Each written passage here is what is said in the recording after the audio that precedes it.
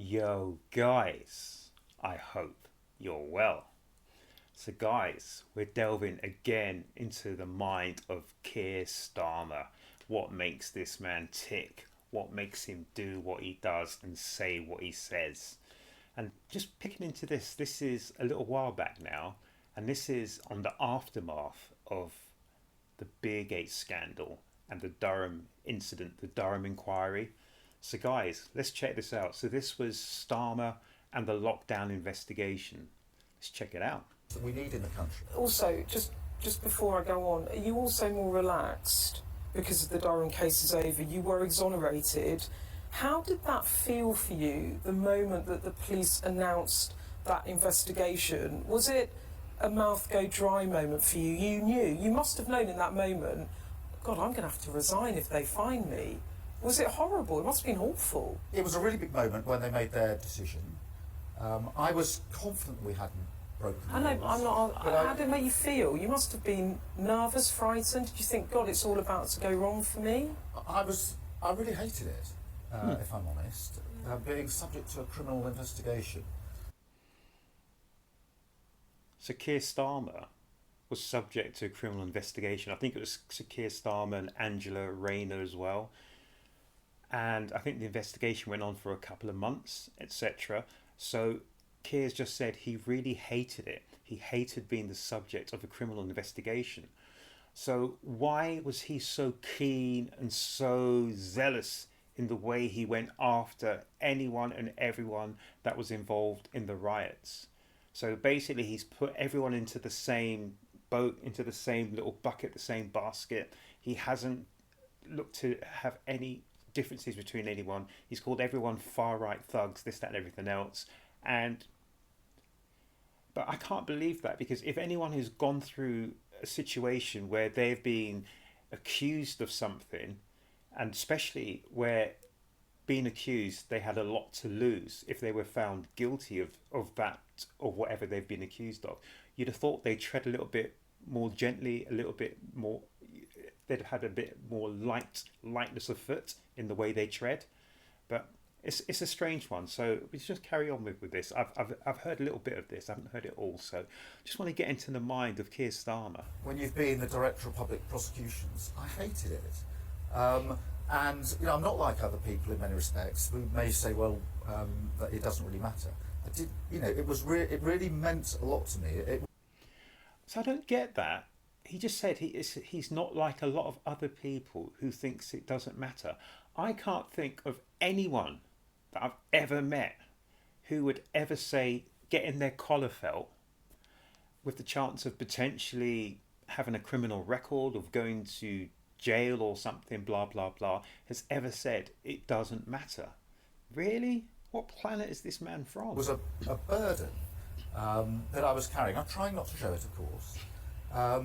But it was, it was there every day. And of course I was massively pleased when the decision came through, completely exonerated. What did you say to Vic, your wife, when it happened? What did she say to you? Well, a lot of people, when I took the decision, criticised me for taking 2 or 3 days to take the decision. You may remember. They said they were investigating. And it wasn't until the Monday. I do remember. You were criticised for that. You were criticised for that. Why, Beth? Because I put my whole career on the line. Everything I've ever done. I've been a lawyer, I've worked in Northern Ireland, I've been Director of Public Prosecutions, I've been an MP, leader of the Labour Party. I put all of that on the line. And I wasn't going to do that until I'd sat down, as I did on that Sunday, and talked it through with Vic, my wife, because it's a huge decision to take.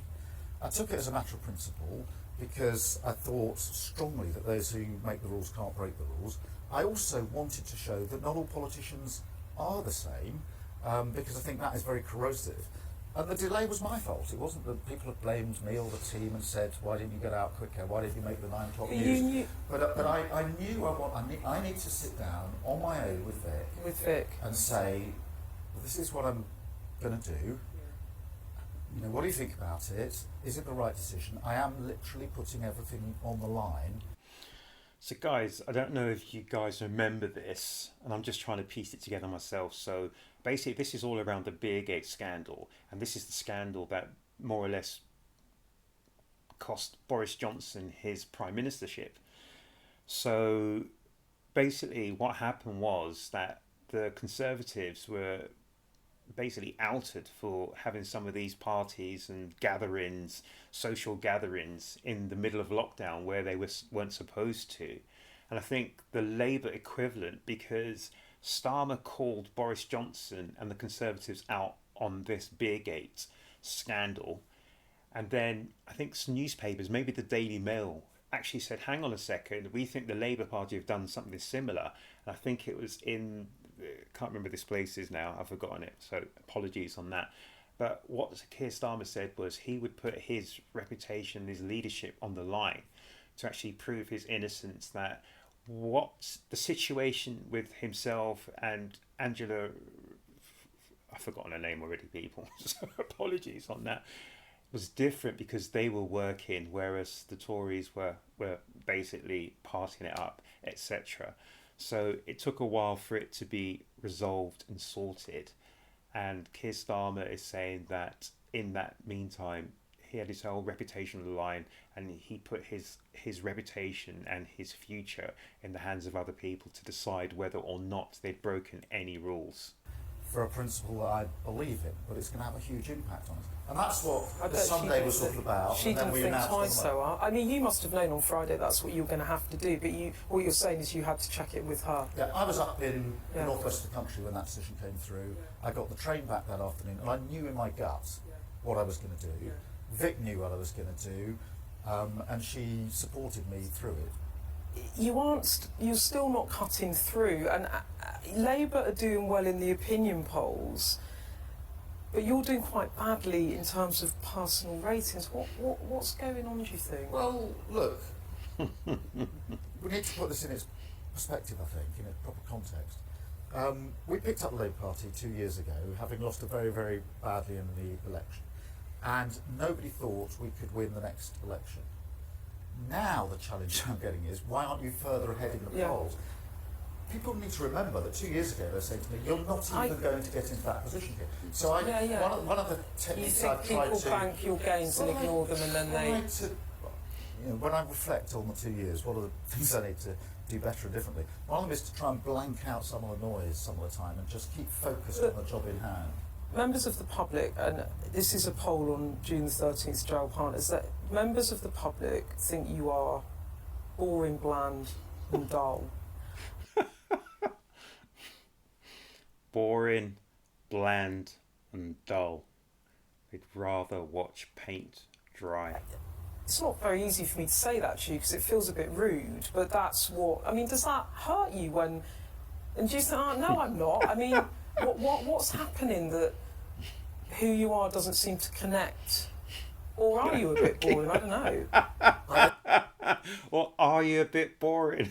Yeah. I am, I don't think you think I am, Beth, but I'm not going to pretend that I think that politics is a branch of the entertainment business. It's not. Running the country is a really serious issue.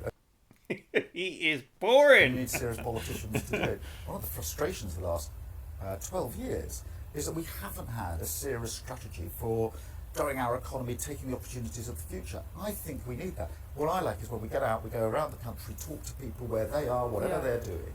Great Hold on, guys, sorry. interactions, whether it's people, communities, businesses, etc. And I often say to them, what do you want from a government? What's the thing that you want most? And none of them say to me, oh, we need a bit more entertainment here. We need a few one-liners. They say, I want someone serious. So guys, there you have it. Boring, dull and bland. But as I was talking on the earlier piece, so this was the case with the Durham police.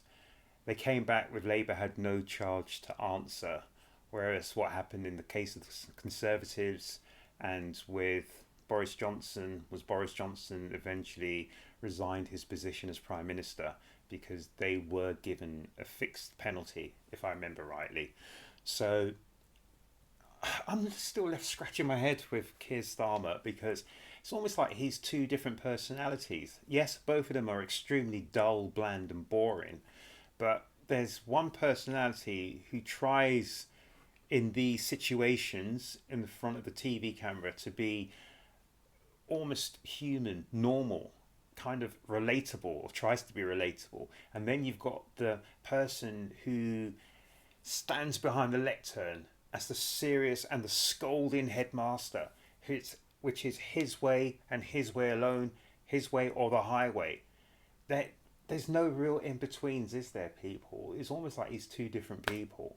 And I think this is the issue with Keir Starmer. You can't trust someone who comes across in those two different, very, very different spectrums of personality. You can't trust them. You don't know which side of the fence they're going to be stepping from. But right now, it's a case of I'm just trying to find out fundamentally who is this Keir Starmer bloke, and what is the true and who is the true Keir Starmer. Is the true Keir Starmer the person who keeps insisting that the Irish are racist, or is the true Keir Starmer the person who wants to keep his family in anonymity, which I absolutely agree with. I think there's too much intrusion of the press, etc., etc. But then on the next hand, he wants to get rid of all of our civil liberties. He wants to get rid of all our freedoms and freedoms of speech. So I just don't know which way this guy's coming from. I don't know which angle of attack he's coming from. Who is the true Keir Starmer? Guys, I have no idea. If you know, let me know down here in the comment section. But